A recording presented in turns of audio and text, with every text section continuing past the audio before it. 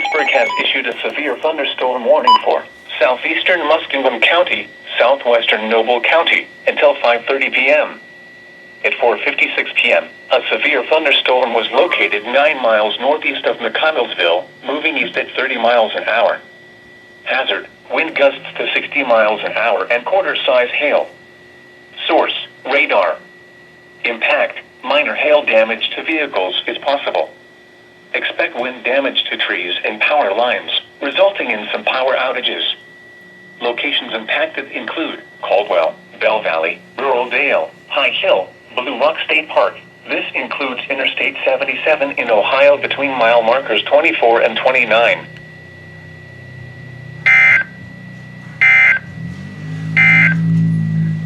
The preliminary